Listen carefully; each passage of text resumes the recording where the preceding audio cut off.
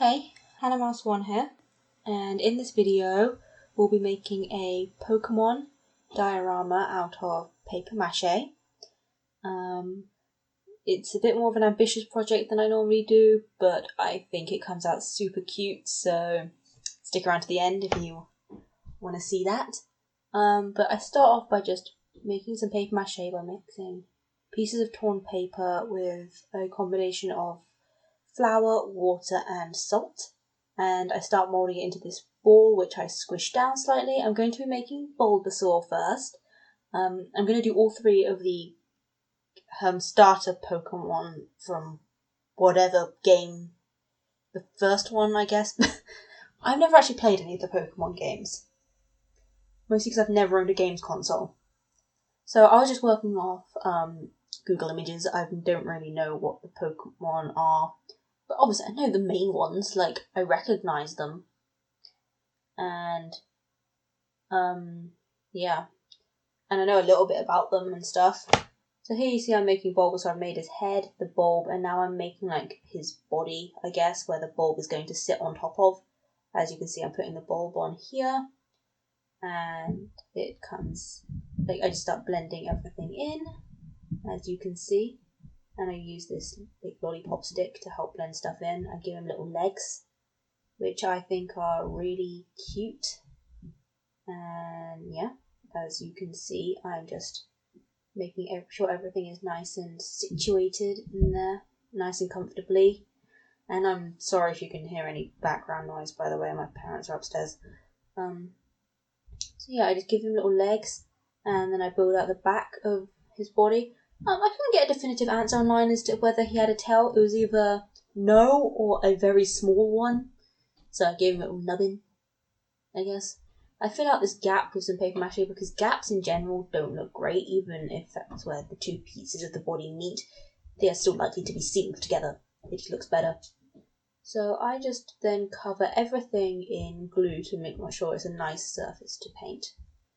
And that's what I'm going to be doing right now. So I take this like teal blue colour and I mix it in with a bit of green, which I then mix together, as you can see, to get this colour, which I use on the bulb of Bulbasaur. I've said the word bulb so many times it's starting to lose meaning. Then I make a deeper blue colour. As you can see by mixing the teal with a darker blue. This doesn't end up being the exact colour I want, so I lighten it a bit and add in a bit of the green to get a more of a turquoise effect.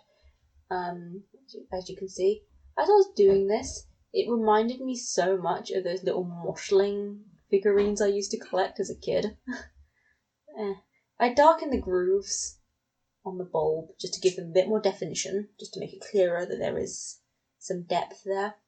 And then I start adding detail to his face. I start by just doing the whites of his eyes. And I obviously have to wait for those to dry before I can do any more layers, but that's what I start with. And I add some little darker blue accents, like little spots, like he has. As you can see, I do them on the legs as well, as so. And I give him little red eyes. It's shocking how cute Bulbasaur is, considering he has, like, demonically red eyes. All their eye colours are kind of weird. Like, Charmander has green eyes. Why? Give him little nostrils. I was out of frame for a lot of the detail work because I was concentrating so hard that I forgot about the camera entirely. So that's why you don't see a lot of that footage. But yeah, I give him little eyebrows, and I also outline his eyes, like almost like eyelashes, just to give them a bit more definition. I then go over him with matte Mod Podge, as you can see, just to get a nice plasticky fake look, I guess.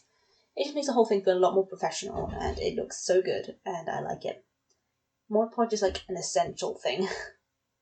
It's like diluted glue. I don't know. I now do Squirtle, which I start by doing these like little like snowman thing, where like a ball on top of a ball, and I give it arms. Of the three of the starter Pokemon, Squirtle has to be my favourite.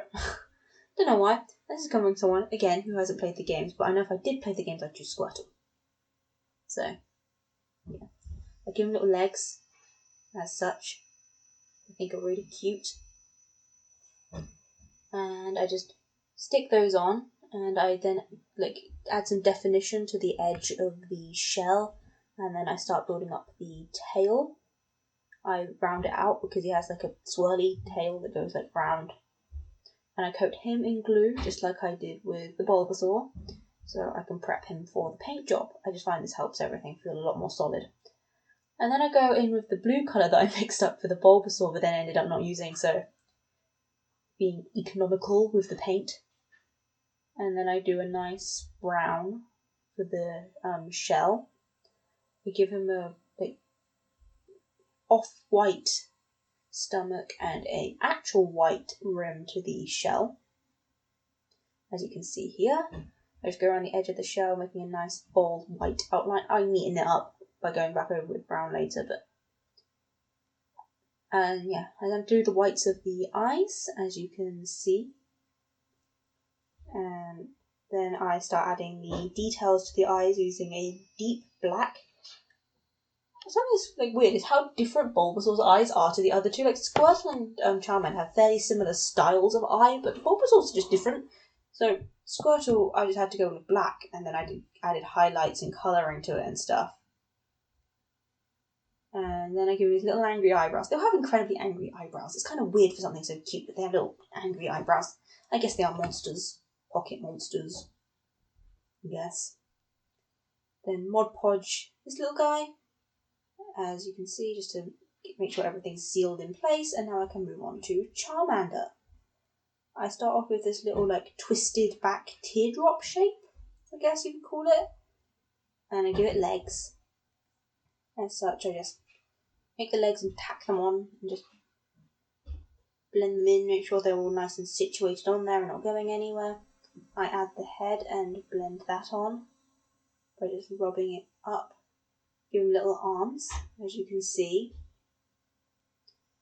I do the other one much the same way, and then I build up on the tail, as you can see.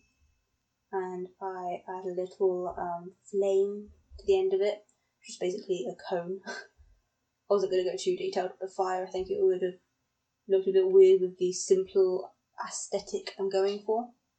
Add the glue. You get the drill by now, I'm sure. So I'm going to be moving on to the paint job next, which I start with this nice bright orange colour over the entire thing. You can see.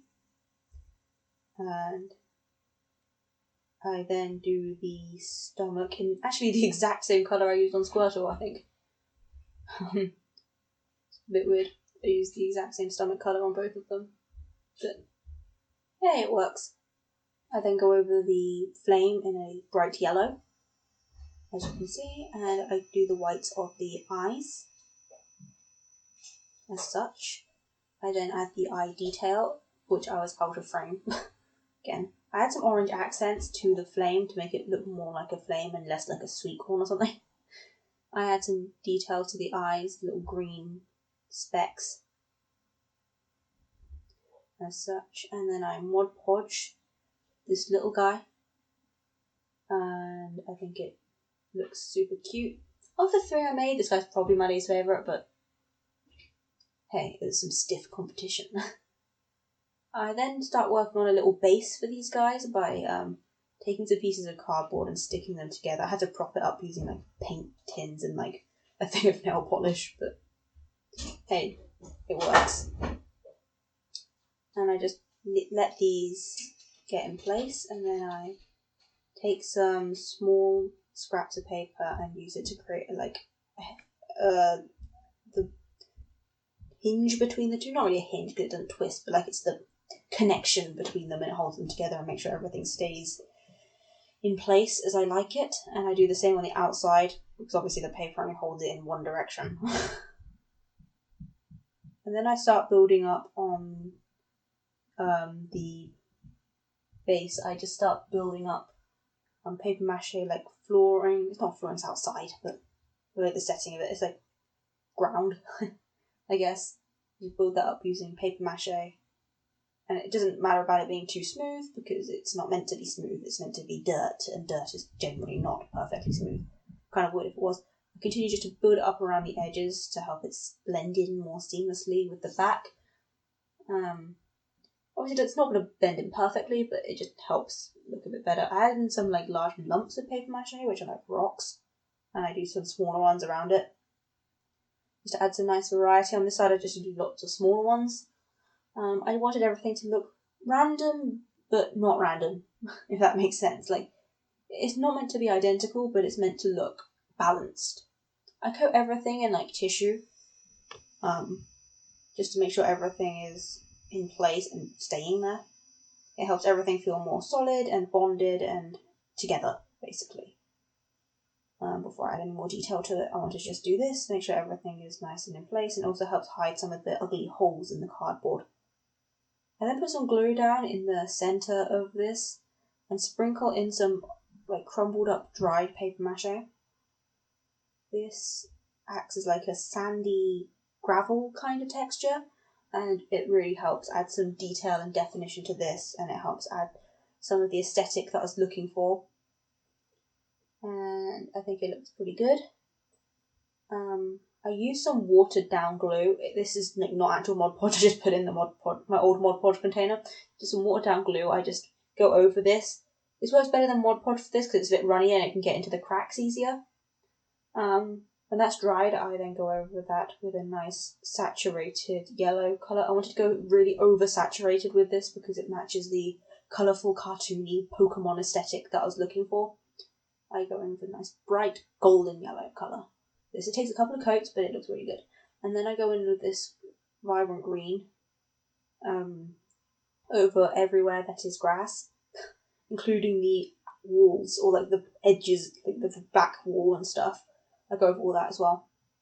And I think it looks really good, and it definitely helped adding a base for these guys. I think it looks really good with, like, I could have just left them as 3 characters floating around on my shelf, but I think having them on this little set really helps tie the whole thing together. And I go over the rocks in this bright grey colour before going over everything in matte Mod Podge, the actual stuff, not my knockoff watery glue stuff. And I just go over everything. And so just making sure everything is nice and plasticky and solid and staying where it is before I glue on the characters. I just use PVA glue on anywhere which will be touching the set, and I just settle them in nicely. First Bulbasaur, then I do the same with Squirtle, which you can see, and with Charmander, who was having a bit of trouble standing up on his own, but I got there eventually, and this is how it eventually looks. My god, I think this is absolutely adorable. I love it. I'm so happy with this. Yeah. If there are any other Pokemon that you'd like to see me try and make, please tell me. Let me know in the comments, because I will gladly do it. These are so fun to make. And I think it looks super cute. And yeah, it's exactly as I wanted it to come out, like as expected. So yeah. Thanks for watching. Hope you enjoyed the video, and I will see you next week. Bye! Hannah Mouse 1 here.